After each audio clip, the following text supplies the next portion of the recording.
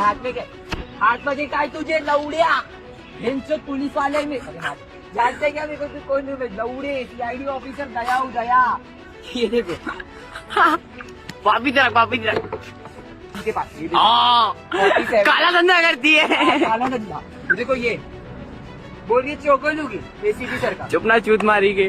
आणि मग होतं काय की हा थिल्लरपणा केला की मग ज्यांच्याबद्दल हे सगळं केलं जातं, ज्यांना डिवसलं जातं आणि त्यात जर ते कोळी आगरी असतील तर मग ते काही कमरेचं नेसणं हे काही जागेवर ठेवत नसतात.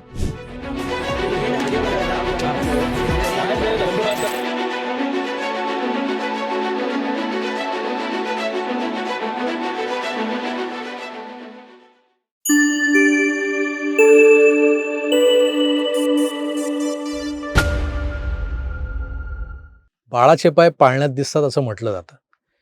आता हे जी काही बाळं असतात ना लहानगी, यांचे पाय पाळण्यात दिसतात म्हणजे काय होतं नेमकं, तर हा मोठा होऊन काय बनणार आहे किंवा हा काय करणार आहे हे त्याच्या घरच्यांना अंदाज येतील असे त्याचे चाळे सुरू होतात, म्हणजे त्याच्या बाललीला सुरू होतात. आता हे सगळं जे घडत असतं ना, म्हणजे एखाद्या सुसंस्कृत ज्यांच्यावर किमान संस्कार झालेले आहेत अशा काही कुटुंबांच्या जर घरात डोकावलं तर त्यांची लहानगी ही अशी वडीलधाऱ्यांच्या एका धाकात किंवा संस्कारांच्या पठडीत, एका चाकोरीत ती वाढत असतात. त्यांच्यावर आवश्यक ते संस्कार होत असतात.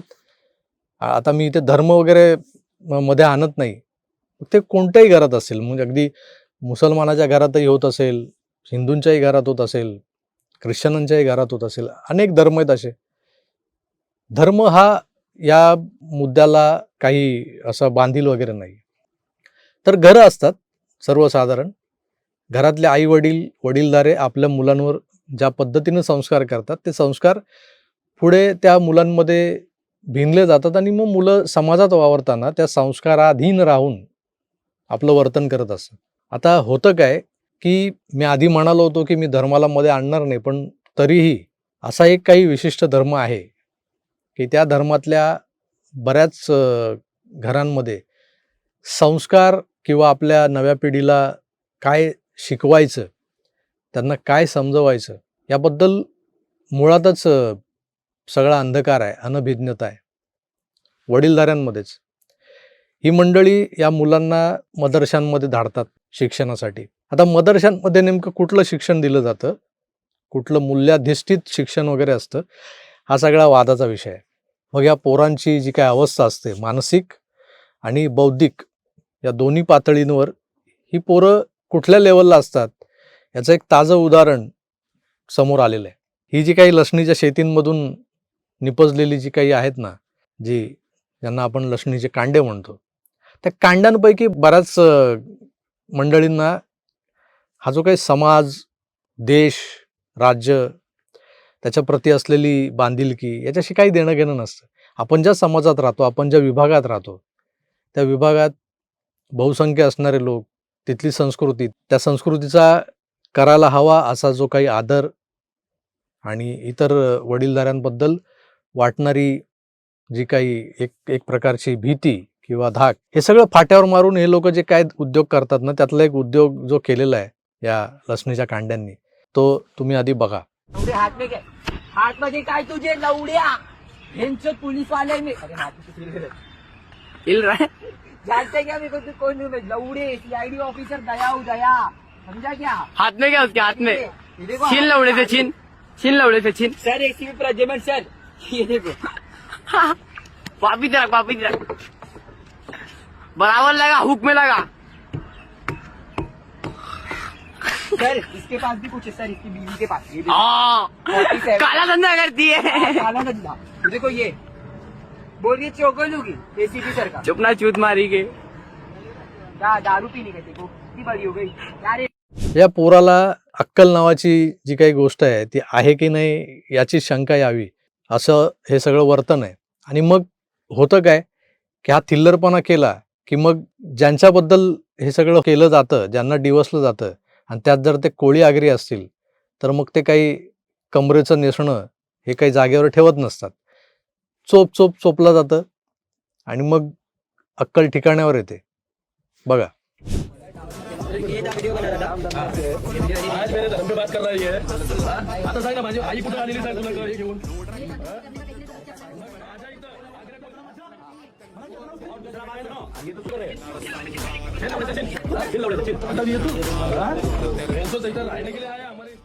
मुळातच ही वाया गेलेली एक पिढी जी आहे ना ती एका विशिष्ट धर्मात जास्त आहे किंवा एखाद्या विशिष्ट धर्मात कमी आहे असं जेव्हा आपण म्हणतो तेव्हा खरोखर हे पॅरामीटर्स हे जे काही आपण ही मूल्यमापन करण्याची जी काही फुटपट्टी घेऊन बाहेर पडतो तेव्हा तुमच्या लक्षात येतं की हिंदू धर्मात वाढणारी मुलं, जाणीवपूर्वक बोलतोय, हिंदू धर्मात वाढणारी मुलं, त्यातल्या त्यात महाराष्ट्रातल्या हिंदू धर्मात वाढणारी जी काही मुलं आहेत त्यांना बऱ्यापैकी त्यांच्या घरच्यांचा, वडीलधाऱ्यांचा हा धाक आहे.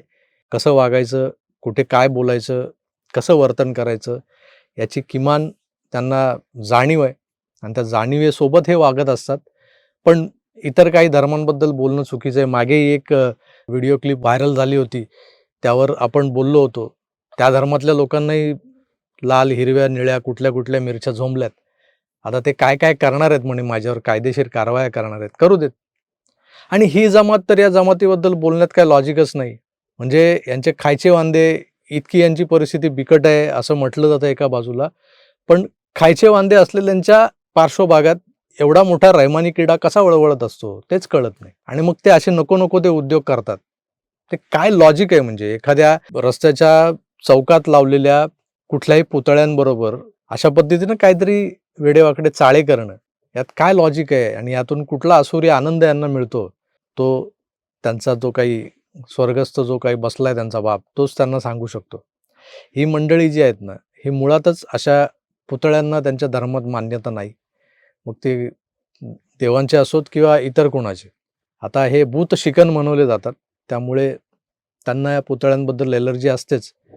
पण ती एलर्जी अशी बाहेर काढल्यानंतर काय होतं की मग पोलीस इंटरव्हेन करतात आणि पोलीस त्या ज्या पद्धतीनं मग त्यांचा बडगा दाखवतात कारवाईचा, तोही बघा.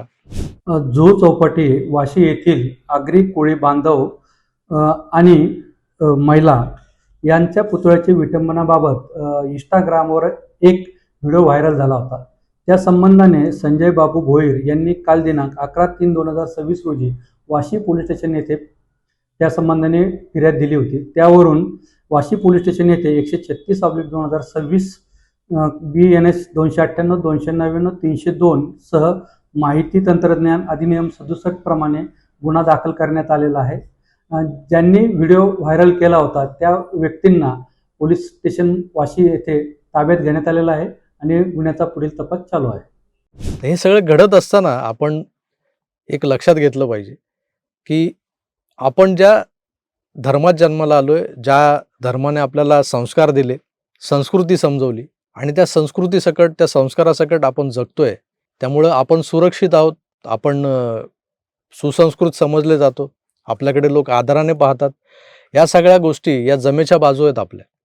आणि त्यामुळे नेहमी जे अगदीच आता गुढीपाडवा, नववर्ष जवळ आलंय, मग त्या निमित्तानं निघणाऱ्या नववर्षाच्या शोभायात्रा, हे सगळं मी मराठी आहे, मी हिंदू आहे हे दाखवण्यासाठी नसतं, तर खरोखरच आम्ही एक सुसंस्कृत आणि संस्कारी धर्माचे पाईक आहोत हे अभिमानानं सांगण्याचे जे क्षण असतात.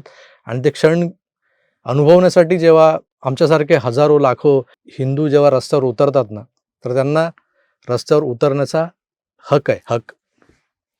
बाकीच्यांनी किमान या सगळ्या मूल्यमापनाच्या फुटपट्ट्या स्वतःला लावून पाहाव्यात.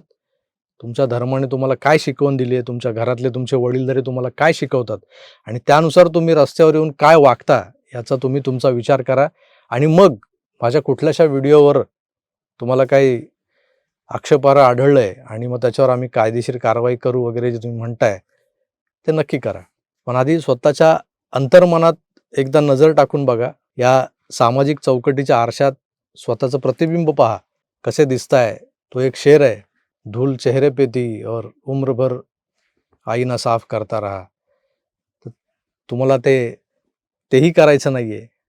आरशावर धूळ पडली आहे असं वाटून आरसाही साफ करताना तुम्ही दिसत नाही आहात. तुम्ही ही धूळ, हा दागदार चेहरा घेऊन समाजात वावरताय आणि त्यात तुम्हाला अभिमान वाटतोय. हेच दुर्दैव या देशाचं. बघा, विचार करा. मी तुर्तास इथेच थांबतो.